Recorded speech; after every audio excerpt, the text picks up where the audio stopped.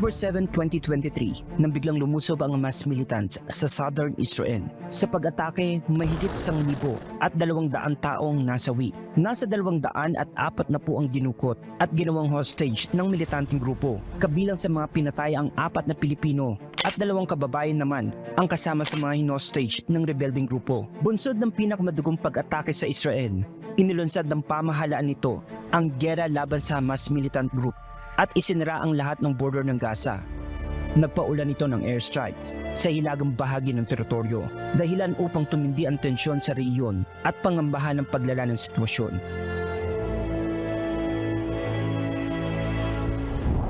I'm deeply distressed by today's announcement that Israel will initiate a complete siege of the Gaza Strip, nothing allowed in, no electricity, food, or fuel.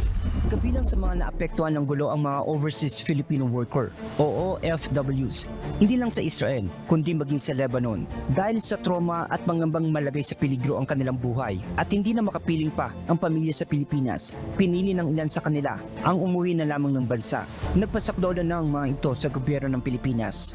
May time po natutulog kami, hindi na po kami makatulog dahil magdamag po yung sumasabog. Tapos po, may mga time pa po na may kumakatok pa po sa plat namin, mga di natin po kilala kung sino. Kaya nag-decide na rin po ako kahit mahirap, umuwi na muna po para po sa aking family. Sa 18 taong nilagi ko po sa Israel, etong gyerang to ang pinaka-worst na naranasan ko. Yung mga nauna po, 1 week, 10 days, umihinto na po. Pero ito po, tuloy-tuloy po yung gyera, bomba, sirena. Pero hindi gaya ni na Jason at Ronnie. Abo na lamang ang nakita ng pamilya ng Pinay nurse na si Angeline Aguirre, isa sa 4 na nasawing kababayan sa pag-atake ng Hamas. Piniling manatili ni Angeline kasama ang kanyang pasyente kaysa tumakas mula sa militanteng grupo. Dahil sa mga terorista na walang puso po. Wala namang kalaban-laban yung kapatid ko. Walang kasalanan. Dinamay. Napakabuti po niyang tao. Kahit po yung lamok, hindi niya mapatay. Kaya nga hindi niya iniwanan yung kapatid ko. Yung amo niya eh. Kasi hindi po niya maatid ng konsensya po niya na iwan yung alaga niya. Matindi rin ang sakripisyo at hirap ng mga Pilipinong naipit naman ng giyera sa Gaza. Bukod sa nakaranas ang mga ito ng kakulangan sa supply ng pagkain, tubig at iba pang pangunahing pangangailangan, araw-araw din nangangalib ang kanilang buhay. Sa ilalim naman ng isang kasunduan kung saan ang bansang Katarang namagitan, binuksan pansamantala ang Rafah crossing patungong Egypt upang makatawid ang foreign passport holders at mga sugatan sibilyan. Pinayagan ding makapasok ang humanitarian aid sa teritoryo. Kasunod nito, ligtas na nakaalis sa Gaza ang mga kababayang nagpasakdodo sa gobyerno ng Pilipinas at nakabalik din sila ng bansa sa pamamagitan nito ng pagtutulungan ng mga embahada ng Pilipinas sa Jordan, Israel at Egypt. Nagpapasalamat din tayo sa mga pamahalaan ng Israel at Egypt sa kanilang pagbibigay prioridad sa ating mga kababayan upang makalabas ng kanilang teritoryo.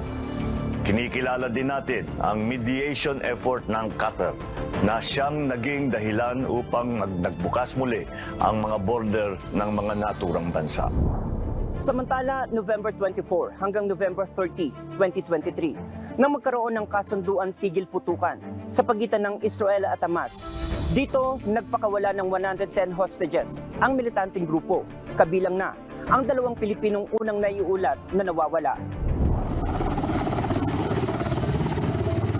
Kapalit ito ng pagpapalaya ng Israel ng 180 Palestinian prisoners. Hindi lubos sa kalain ng 2 kababayang sina Jimmy Pacheco at Noraline Babadilla, mga kabilang sa mga hostage ng Hamas, na makaliligtas pa sila ng buhay mula sa kamay ng militant group. Unang-una, masaya po ako na nandito na ako sa Pilipinas. Nakita ko na yung mga anak ko, pamilya ko, asawa ko. Saka parang panaginip lang to sa akin. Masaya po kami kasi finally nandito na po siya. Akala po kasi namin wala na pong pag-asa nun, pero thanks God po. Salamat po sa lahat ng mga nagdasal. Sa wakas makakasama po namin siya kayo. Gayunman, hindi na pinalawig muli ang ceasefire. Nagpatuloy ang matinding bakbakan sa pagitan ng Israeli forces at Palestinian fighting groups. Walang tigil ang pagdanap ng dugo sa Gaza Strip dahil sa pambobomba at palitan ng putok sa magkabilang panig. Sa ulat ng Palestinian Health Ministry, bumibilang na sa mahigit 18,000 tao ang bilang ng mga nasawi sa Gaza at mahigit 50,000 ang sugatan. Sa Israel naman, kulang 1,000 at 200 ang nasawi sa October 7 attack, samantalang mahigit 100 Israeli soldiers na ang nasawi mula October 31. Batay kay UN Secretary General Antonio Guterres, nasa breaking point na ang sitwasyon sa Gaza at dapat nang umaksyon agad. There is a high risk of the total collapse of the humanitarian support system in Gaza, which would have devastating consequences. We anticipate that it would result in a complete breakdown of public order and increased pressure for mass displacement into Egypt. Tumitindi rin ang isinagawang pro-Palestinian protest sa iba't ibang bansa na sumisigaw ng Free Palestine para sa mga sibilyang naiipit ng matinding gulo at karahasan.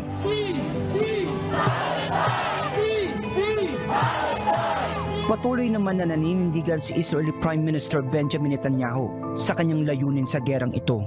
We'll continue with our war aims, namely to eradicate Hamas, because Hamas has already promised that they will do this again and again and again. They're a genocidal terrorist cult. Subalit ang kaalyadong si US President Joe Biden, nagbabala na nagsisimula ng mawalan ng global support ang Israel. Ito na ang pinakamatinding pahayag na ginawa nito laban sa liderato ng Israel, bunsod ng matinding pambobomba sa Gaza. Magtatatlong buwan na ang gera sa pagitan ng Israel at Hamas militant group. Sa pagdami ng bilang ng mga namamatay at nasusugatan, tumitindi rin ang mga panawagang protektahan ang mga naiipit na sibilyan. Ako si Rajan Bolivar para sa Repaso 2023.